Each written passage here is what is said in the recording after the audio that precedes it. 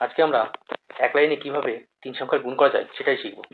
দেখো, এই গুণ করতে গেলে আমাদের 5টা স্টেপ জানলে আমরা খুব সহজে গুণগুলো করতে পারবো। কি কি গুণ? প্রথম স্টেপ হচ্ছে এটা। তবে এটা বলতে আমাদের এই একের সঙ্গে 3 গুণ করতে বলেছে, গুণ করে কত সেটা বসাতে বলেছে, এটা হচ্ছে প্রথম স্টেপ। দ্বিতীয় স্টেপ হচ্ছে আমাদের এটা। এটা মানে আমরা এটার সঙ্গে এটা গুণ করতে হবে, এটা আমাদের হচ্ছে দ্বিতীয় স্টেপ। তৃতীয় স্টেপ বলেছে আমাদের, দেখো এটার সাথে এটা, তার মানে এটার সাথে আমরা গুণ করবো, এটার সাথে গুণ করবো, এটার সাথে গুণ করবো, যোগ করে আমরা বসাবো। ঠিক আছে? এবং চতুর্থ স্টেপ হচ্ছে আমাদের এটা। এটা বলতে আমরা এবার এটার সঙ্গে গুণ করবো, এটার সাথে গুণ করে যোগ করে বসাবো। আর পঞ্চম স্টেপ হচ্ছে আমাদের এটা, তার মানে আমরা এটার সাথে গুণ করে বসাবো। দেখো আমি একটা অঙ্ক দেখিয়ে দিই, তাহলে সহজে বুঝতে পারবেন। এখানে প্রথম স্টেপ এটা বলছি, তার মানে 3 এককে আমরা 3 লিখতে পারি। পরের স্টেপ বলছি কি এটা, তার মানে এই দুটোর সাথে গুণ করতে হবে, এটার সাথে গুণ করতে হবে, এটার সাথে গুণ করতে বলেছে। তাহলে এখানে হচ্ছে আমাদের 3 5 15, 3 5 15, আর এখানে হচ্ছে 1 1 1, তাহলে কত হচ্ছে 16। 16 হলো এখানে, মুছে দিন। তাহলে আমরা কি করবো, এখানে এই যে 16 হয়েছে, 16 আমরা 6 বসাবো। আমাদের হাতে কত থাকলো? হাতে কিন্তু 1 থাকলো আমাদের। এরপরে কি বলেছে আমাদের, এটার সাথে এটা গুণ করতে বলেছে, এটার সাথে এটা গুণ করতে, এটার সাথে এটা গুণ করতে, যেটা 3 নম্বর চলছে আমাদের।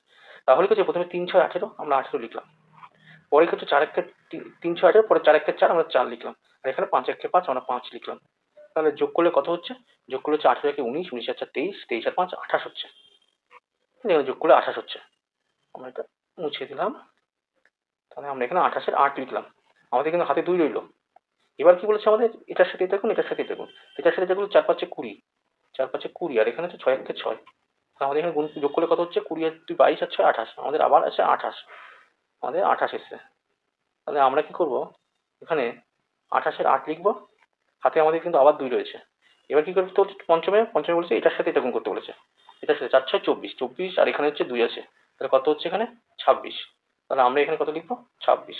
তাহলে আমাদের উত্তর হয়ে গেল এক লাইনে। ঠিক একইভাবে দেখো আমরা এই অঙ্কটাও সমাধান করে দিচ্ছি।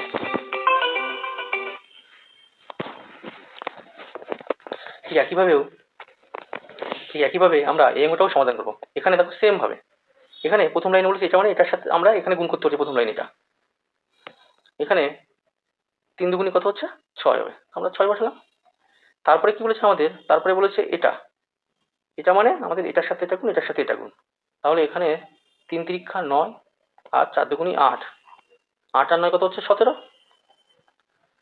আমাদের 17, তো মুছে নিই। 17 আমরা এখানে 7 লিখলাম।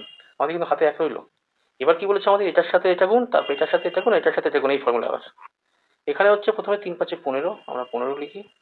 তারপরে 6 দুগুণে 12, আমরা এখানে 12 লিখি। আর এখানে 3 4 12, আমরা এখানে 12 লিখি। তাহলে আমাদের এখানে 12 24, 24 আর 5 29, আর 39, এটা 40। আমাদের এখানে কত আছে 40। তাহলে আমরা এটা মুছে নিই, 40। এখানে 40-এ আমরা 0 লিখলাম।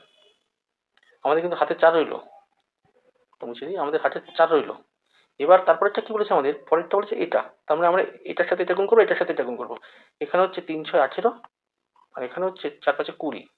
বুঝতে পেরেছো, যে পরের হচ্ছে এটা বলেছে, এটা বলেছে মানে আমাদের এই পাঠ্যক্রমের মধ্যে হবে এবার। তার মানে আমরা এইটা গুণ করলে এখানে 3 6 18, এখানে 4 5 20, 18 20। 18 20, আর আমাদের আগে 4 ছিল, তাহলে 20 30 38 আর 4 42, এখানে 42। 42-এর আমরা 2 লিখলাম। আমাদের হাতে কত থাকলো, আমাদের কিন্তু হাতে থাকলো 4।